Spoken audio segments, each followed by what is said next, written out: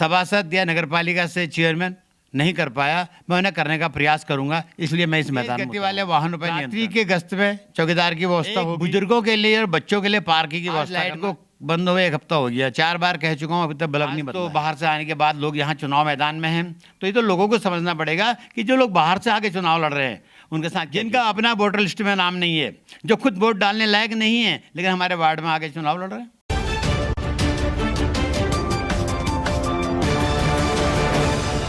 नमस्कार, मैं कपिल मल्होत्रा और आप देख रहे हैं सत्यपथ न्यूज। लगातार चुनावी समर में हम उतर चुके हैं। सत्यपथ न्यूज नए नए लोगों से रोज मिल रहा है और आपके सवालों को आपके अपने पार्षदों से और महापौर से हम लगातार पूछने में लगे हैं। इसी क्रम में हम अलग अलग वार्ड में जाकर के आपके अपने पार्षदों से जो चुनाव लड़ रहे हैं उनसे जान रहे हैं कि उनके वार्ड की और आपकी जो समस्या है उसके समाधान के लिए उनके पास क्या रास्ते हैं। तो ऐसे में ही हम बालेश्वर वार्ड में पहुंच गए हैं, जहां से निर्दलीय प्रत्याशी के तौर पे उमेश भट्ट जी चुनाव लड़ रहे हैं। आइए मिलते हैं उमेश भट्ट जी से और जानते हैं कि किस तरीके की रणनीतियां उनकी हैं और कैसे चुनाव में वो उतरे और क्या कारण आखिर रहे उनके कि उनको चुनावी मैदान में उतरना पड़ा। सबसे पहले उमेश जी, मैं आपका सर्वप्रथम अपने चैनल पे स्वागत करता हूं। नमस्कार कपिल साहब, बहुत बहुत धन्यवाद। और मैं सर्वप्रथम आपको आज माघ मास के प्रथम दिवस हमारा लोकल पर्व घुघुतिया जिसे कहते हैं के पावन पर्व पर आपको प्रणाम करता हूं और समस्त क्षेत्रवासियों को, अपने वार्डवासियों को मकर संक्रांति की हार्दिक शुभकामनाएं देता हूं और घुघुतिया लोकल त्यौहार की शुभकामनाएं देता हूं और आपका बहुत बहुत धन्यवाद करता हूं। उमेश जी, हम सबसे पहले तो आपसे जानना चाहेंगे, क्योंकि आप एक सरकारी कर्मचारी रहे, आपने बहुत समय तक जो है अपनी सेवाएं दी और उसके बाद रिटायरमेंट के बाद आपने घर में रहने के बजाय आपने इस चुनाव में उतरना सोचा। क्या आखिर ऐसी मंशा थी आपके मन में और क्या ऐसी चीज़ें देखी आपने जो आपको भी इस चुनावी मैदान में उतरना पड़ा? देखिए मान्यवर, मैं 34 साल रोडवेज में सेवा करी। मैंने कर्मचारी प्रतिनिधि रहा, लखनऊ में, देहरादून में, प्रदेश स्तर के संगठनों में रहा। सदैव मैंने कर्मचारी हित में और अपने विभाग हित में काम किया। सेवानिवृत्ति के बाद भी मैंने अपने कार्य करने को नहीं छोड़ा। मैंने एक छोटा सा अपना कारोबार शुरू किया। अब जब चुनाव का बिगुल बजा तो मुझे लगा कि मैं अपने अनुभवों का लाभ आम जनता को दे सकूंगा। मेरे वार्ड की, मेरे शहर की, मेरे मोहल्ले की जो समस्याएं हैं, इनका निवारण करने के लिए मुझे एक प्लेटफार्म की आवश्यकता थी, जिसके लिए मैंने चुना कि मैं पार्षद का चुनाव लड़ूं। और यहाँ की जो विशेष परिस्थितियाँ हैं जिनमें आज तक कोई भी सभासद या नगरपालिका से चेयरमैन नहीं कर पाया, मैं उन्हें करने का प्रयास करूंगा। इसलिए मैं इस मैदान में उतरा हूं मान्यवर। बहुत अच्छी बात है कि कम से कम आपने भी ये सोचा कि जनता का भला करना चाहिए और समस्याएं जितनी हैं उनका समाधान करना चाहिए।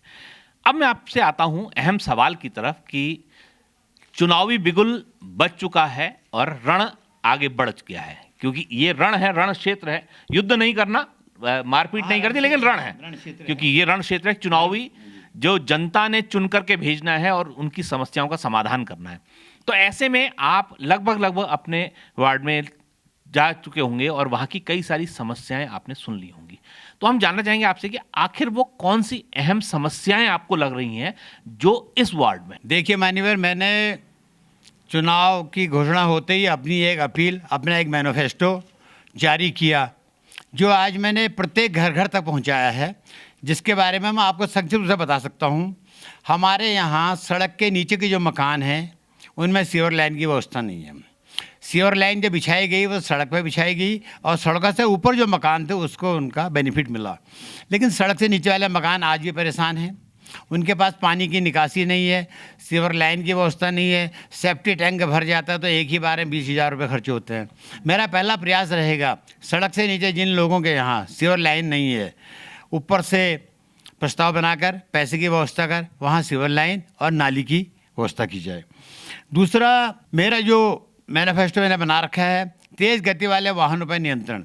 हमारा ये छोटा सा मोहल्ला होता है, बुजुर्ग बच्चे यहाँ घूमते हैं और अनाप शनाप बाहरी व्यक्ति 3-3 4-4 सवारियाँ लेके बाइकों में दौड़ते हैं, उन पर नियंत्रण रखा जाए। रात्रि के गश्त में चौकीदार की व्यवस्था होगी। एक बुजुर्गों के लिए और बच्चों के लिए पार्किंग की व्यवस्था करना, जिसके लिए ज़मीन हमारे पास उपलब्ध है यहाँ पे। वो ज़मीन निष्प्रयोज्य पड़ी है, स्पेशल बजट ला करके उसकी व्यवस्था करवा करके वहाँ पर एक पार्क बनाना, बच्चों के खेलने कूदने के लिए, बुजुर्गों के वहाँ पर बैठने के लिए पार्किंग की व्यवस्था करना। नालियों का रख रखाव, नालियाँ बेमेल हैं, कहाँ डाउन है, कहाँ को नाली चढ़ रही है, पानी की निकासी नहीं है, गंदगी, मच्छरों, गर्मियों में जीना मुश्किल है। बाहरी वाहन, छोटी सी रूट है, टैक्सियों के लिए, कारों के लिए 50-50, 60-60 कट्टा सीमेंट लेके वाहन दौड़ रहे हैं। वो एक निर्धारित वजन लेके चलें ताकि रोड टूटे ना और जो काम हम कर रहे हैं उसका नुकसान ना हो। मालूम पड़ा हमने रोड बनाई, कल एक 60 कट्टे सीमेंट लेके चला आया, रोड टूट गई। इस पर है रात्रि में प्रकाश की व्यवस्था है।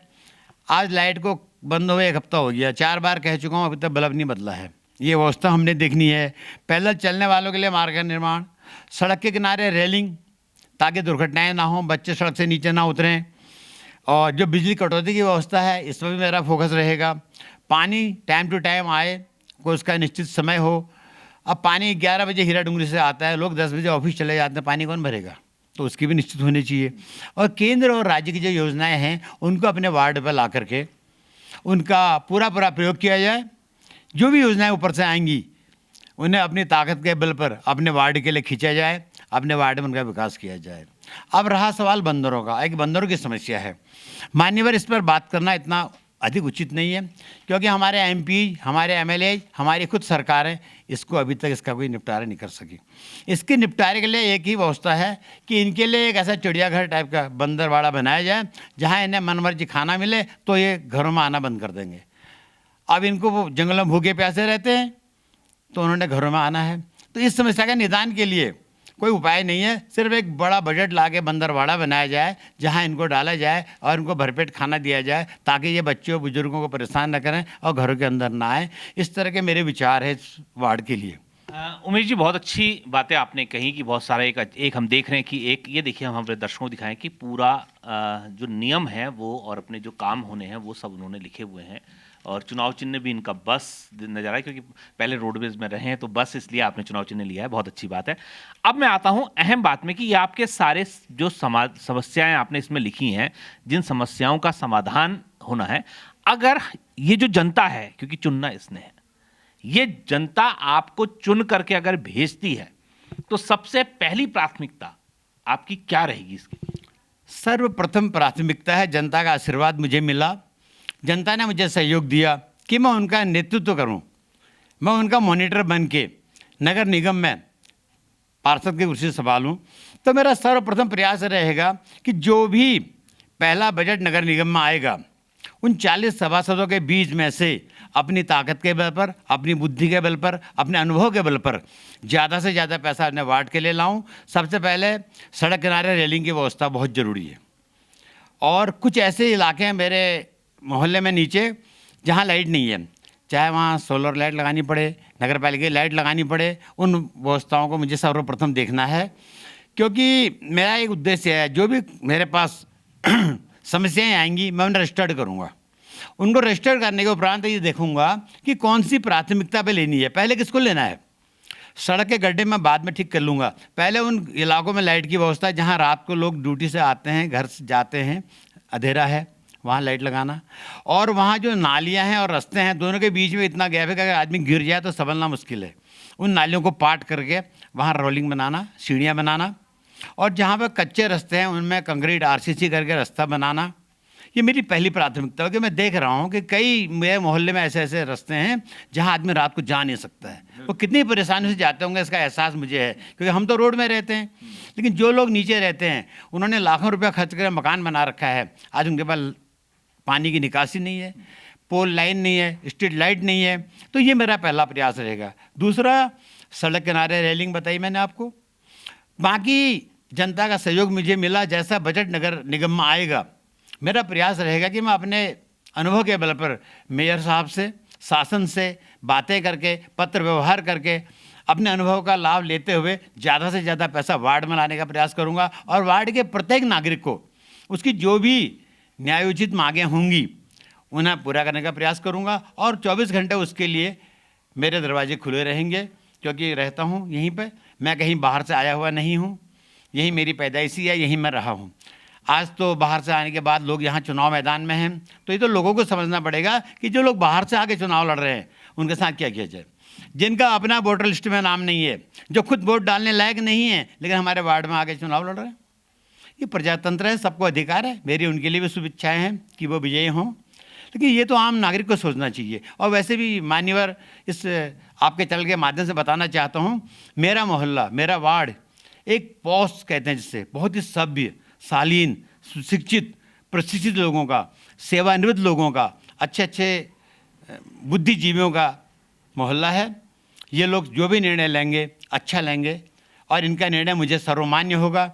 अगर इनका आदेश मिला तो मुझे पार्षद पद पे इन्होंने मेरे को पहुंचाया, तो मैं भी तहे दिल से, जी जान से, प्रत्येक नागरिक को, छोटा बड़ा कोई नहीं, मेरे लिए सब बराबर हैं। मैं सेवा काल के से रिटायरमेंट तक हमेशा एक साथ रहा हूं, अभी वैसे ही रहूंगा। इनका आशीर्वाद मुझे चाहिए और मेरा प्रयास रहेगा कि मेरा वार्ड पूरे नगर निगम में एक ऐसा वार्ड बने जिसकी मिसाल हो। ये मेरा प्रयास रहेगा। ये तो बहुत अच्छी बात आपने कही। अब उमेश जी, ये तो थे आपके सवाल और आपके जवाब, क्योंकि आपकी समस्याएं हैं और आपने उनका जवाब दिया। अब आते हैं हम थोड़ा सा आपकी जनता की समस्याओं पे, क्योंकि जब हमने भी आपके वहाँ सर्वे किया और देखा तो एक समस्या ऐसी आपके वार्ड में निकल करके आ रही है जिससे लोग बड़े जो है त्रस्त हैं। लोगों का कहना है कि जिस समय कूड़ा गाड़ी यहाँ से निकलती है, क्योंकि सही बात आपने कहा गड्ढे हैं और ये हम भी देख रहे हैं, और जब हम आए भी तो तब भी हमको बड़ी तकलीफें हुई यहाँ आने में, क्योंकि गड्ढा बहुत थे।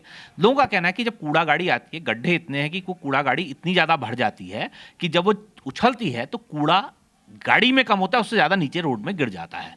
तो ये एक समस्या है। तो इसके लिए क्या रणनीति आप बनाएंगे और किस तरीके से इसका समाधान, क्योंकि देखिए सही बात है, आपके घर के आगे भी अगर गाड़ी से कूड़ा गिर जा रहा है तो आपका गाड़ी में कूड़ा डालने का कोई औचित्य बना ही नहीं। क्यों, मैं गलत तो नहीं कह रहा हूँ उस बात को? तो इसके लिए क्या रणनीति आप ऐसी बनाएंगे कि लोग जो है ये इस समस्या से भी निदान पा? मान्यवर, इसके लिए मेरा सबसे पहला ये कहना है, जब भी कूड़ा गाड़ी चलेगी उसके साथ 2 पर्यावरण मित्र साथ चलेंगे। ये नियम बनाया जाएगा। इसके लिए जो भी हो सकती है व्यवस्था की जाएगी कि वो पर्यावरण मित्र गाड़ी के साथ चलें, और जब पब्लिक कूड़ा लेके आए वो गाड़ी के ऊपर ना फेंके, उसको पर्यावरण मित्रों को दे और पर्यावरण मित्र उसको गाड़ी में अपने हाथ से सेटल करें। और जब ज़्यादा हो जाता है तो उसके लिए उनको बताएं, भैया हम कल आएंगे या हम दूसरा चक्कर लगाएंगे, ताकि कूड़ा ज़मीन में ना गिरे। और ज़मीन में गिरने के बाद कूड़ा अगले 24 घंटे 48 घंटे तक रोड में ही पड़ा रहता है, फिर बंदर आदमी उसको खेलते कूदते रहते हैं, जानवर, और बिखरता है। तो मेरा इसमें ये रहेगा कि 2 पर्यावरण मित्र गाड़ी के साथ चलने चाहिए और वो चलाने भी चाहिए हमको, ताकि कूड़ा इधर ना गिरे। और जो कूड़ा फेंकने वाले, अगर छोटा बच्चा भी है तो गाड़ी तक नहीं पहुंच पाता, तो पर्यावरण तो अपने हाथ से उसको लेकर के गाड़ी में सेट करे। ये मेरा प्रयास रहेगा। उमेश जी, ये तो बड़ी अच्छी बात आपने कही कि निदान यही हो सकता है कि कूड़ा गाड़ी के साथ जो है उनके कर्मचारी भी चलें, और कर्मचारी चलेंगे तो स्वाभाविक सी बात है वो कूड़े को उठा लेंगे तो दिक्कत नहीं होगी। अब असल जहां पर को बात आती है वो ये आती है कि सरकार भाजपा की है और राष्ट्रीय दल भी मैदान में उतरे हुए हैं, ये आप भी जानते हैं और हम भी जानते हैं। ऐसे में एक निर्दलीय प्रत्याशी के तौर पे आप जब वहां चुन करके जाएंगे, क्योंकि देखिए पैसा, सीधी सी बात है, विपक्ष बार बार एक आरोप लगाता है जिसका खंडन भी लोगों ने कर दिया है, चाहे सत्ता पक्ष हो या विपक्ष हो, उसने भी इसका खंडन किया है कि जो पहले लोगों ने आरोप लगाया कि विपक्ष को पैसा नहीं मिलता, उसका खंडन भी हो चुका है। तो ऐसे में आपसे जानूंगा, आप निर्दलीय प्रत्याशी के तौर पर जाएंगे और वहां पर को राष्ट्रीय दल के लोग होंगे, उनसे किस तरीके से आप बजट अपने लिए मांग पाएंगे? देखिए मान्यवर, यहीं पर अपना अनुभव, काम करने की शैली जो होती है वो यहीं काम आती है। पहले तो हम निर्दलीय पार्षद के रूप में अपनी एक पकड़ उन 40 लोगों के बीच में अलग से बनाएंगे, ताकि मेयर के दिमाग में ये आए कि ये उस वार्ड का पार्षद है और इसका मुझे विशेष ध्यान रखना है। क्योंकि ये आदमी की व्यक्तिगत छवि पर डिपेंड करता है कि उसके पास कितना अनुभव है, कितना वह समाज में बोल सकता है, पब्लिक मीटिंग में सीएम के सामने, विधायक के सामने, एमपी के सामने बात रख सकता है, या नगर निगम की बैठक होगी तो अपनी बातों को दमंग तरीके से रख सकता है। उसके बाद अगर सत्ता पक्ष वहाँ पर होता है और वह इस तरह के कार्य करता है कि निर्दलीय को या विपक्षी सदस्यों को बजट ना मिले, तो उसके बाद लोकतांत्रिक अधिकार है हमारे पास, धरना देंगे, प्रदर्शन करेंगे, अपने समाज को लेके वहाँ धरने में बैठ जाएंगे, मेयर के सामने बैठ जाएंगे, सरकार के सामने बैठ जाएंगे कि आप लोग पक्षपात कर रहे हैं, आप रूलिंग पार्टी के हैं, अपने मेंबर्स को आप बजट दे रहे हैं और हम निर्दलीय को आप नहीं दे रहे हैं आप, तो वहाँ पर मेयर की क्या दृष्टिकोण होगा, शासन का क्या दृष्टिकोण होगा, उसी हिसाब से नीति उसी समय बनाई जाएगी। इसमें पूर्व निर्णय अभी तो नहीं लिया जा सकता, क्योंकि हो सकता है कि सत्ता पक्ष से मेयर ना बने और उसको हमारी ज़रूरत पड़े। अगर सत्ता पक्ष से मेयर बनता भी है तो उसको भी समर्थन के लिए हमारी ज़रूरत पड़ेगी, क्योंकि उसकी मूल श्रेणी तो हम हैं।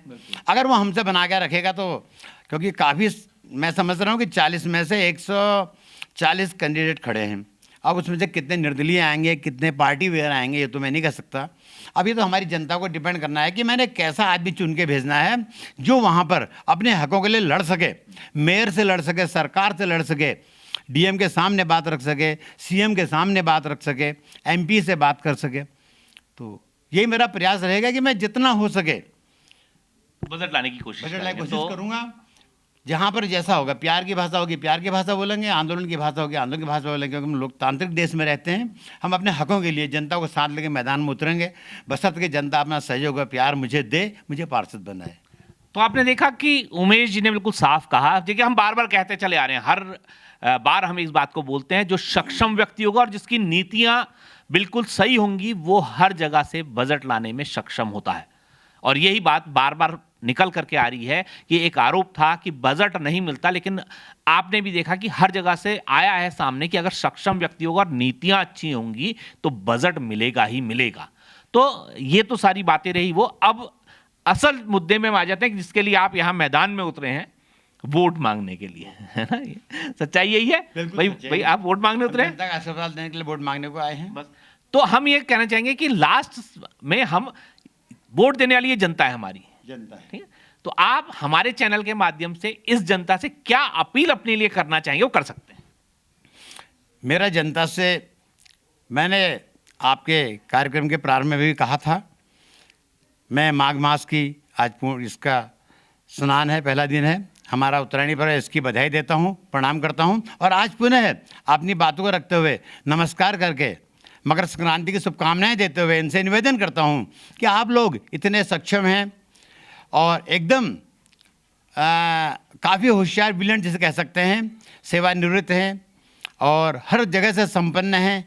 और मैं समझता हूँ कि 80% आदमी मेरा इस वक्त पोस्ट ग्रेजुएट और ग्रेजुएशन से नीचे नहीं है। तो आप जो भी निर्णय लेंगे सोच समझ के लेंगे। मैदान जंग खड़ा है, 8 कैंडिडेट छोटे से मोहल्ले में खड़े हैं, अब 8 टुकड़े पड़े हैं ज़मीन में, आपने हीरा बिनना है।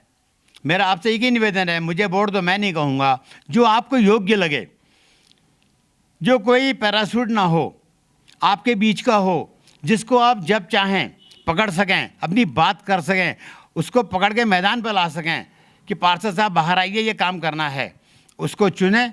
अगर आपका विश्वास है कि मैं उमेश भट्ट, एक सेवानिवृत्त कर्मचारी जिसने 34 साल आपकी नहीं, प्रत्येक अल्मोड़ा जिले के अंदर प्रत्येक नागरिक की जो सेवा की है और आपकी की है, जो आने वाले कल में करूँगा, अगर विश्वास है तो आप मुझे अपना मत दीजिए, मुझे पार्षद बनाइए। मैं विश्वास दिलाता हूँ कि आपकी भावना पर खरा उतरूँगा, कहीं धोखा नहीं दूंगा। बाकी आपका निर्णय सर्वमान्य होगा। हार जीत तो एक पहलू है, 8 खड़े हैं तो 7 तो हारेंगे दोस्तों, लेकिन मुझे आपका आशीर्वाद चाहिए, आपका प्यार चाहिए। मैं सदैव आपके साथ कंधे से कंधा खड़ा रहूँगा और जहाँ भी मेरी आवश्यकता पड़ेगी आप मुझे ले जा सकते हैं, बुला सकते हैं, मैं 24 घंटे तत्पर रहूँगा। तो जनता ने सुने उमेश चंद भट्ट जी के विचार। देखिए, उन्होंने बिल्कुल साफ बात कही कि 8 मैदान में लड़े हैं तो एक ही जीतेगा, बाकी हारेंगे।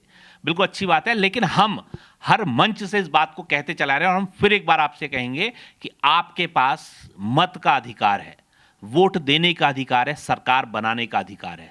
तो हम अपनी जनता से यही अपील करना चाहेंगे, क्योंकि राज्य सरकार भी कर रही है, केंद्र सरकार भी, और उमेश जी भी कर रहे हैं इस बात को, कि आप घर से बाहर निकलिए और अपने मत का प्रयोग करके एक अच्छा राज्य बनाइए, एक अच्छा देश बनाइए, एक अच्छा निगम बनाइए और एक अच्छा पार्षद बनाइए, क्योंकि ये अधिकार आपके पास है, आपने ही बनाना है। क्योंकि अभी हम देख रहे हैं, जब हम आपके बीच जा रहे हैं तो आप कई शिकायतें लेकर के आ रहे हैं कि साहब हमारा ये काम नहीं हुआ, हमारा वो काम नहीं हुआ। तो हम आपको फिर बताएंगे, क्योंकि ये आपका अधिकार है। जब आप इनको अधिकार देंगे तभी ये काम कर पाएंगे। इसलिए हम आपसे बार बार कह रहे हैं, और उमेश जी ने भी आपको एक बात कही कि योग्य व्यक्ति को चुनकर लाइए, क्योंकि हम भी नहीं कहेंगे कि आप उमेश जी को वोट दीजिए, क्योंकि यह अधिकार आपका है।